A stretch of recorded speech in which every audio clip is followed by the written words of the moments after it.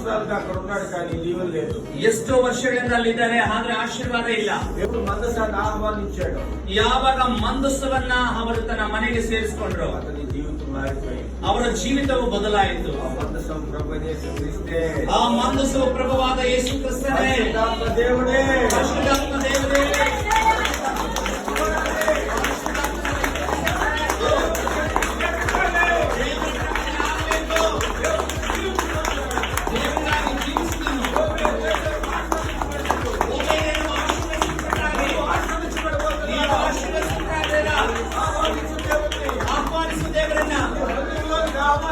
ಹೃದಯದಲ್ಲಿ ಸೇರಿಸುವ ದೇವರನ್ನ, ನಿನ್ನ ಮನೆಗೆ ಸೇರಿಸುವ ದೇವರನ್ನ,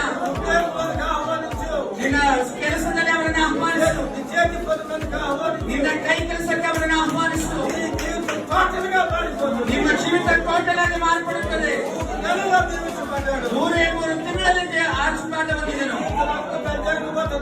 ನಿನ್ನ ಜೀವಿತದ ಅದ್ಭುತ ನಡೆಯುತ್ತಿದೆ. ದೇವರಿಗೆ ಅವಕಾಶ ಕೊಡಿ.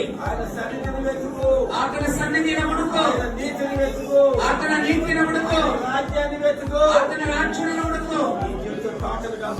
ನಿನ್ನ ಜೀವಿತ ಸಂಪೂರ್ಣವಾಗಿ ಬದಲಾಗುತ್ತೆ. ದೇವರು ನಿನ್ನ ಬದಲಾಯಿಸ್ತಾರೆ. ನಿನ್ನ ಹೆಂಡತಿನ ಅವರು ಆಶೀರ್ವದಿಸ್ತಾರೆ. ನಿನ್ನ ಮಕ್ಕಳನ್ನ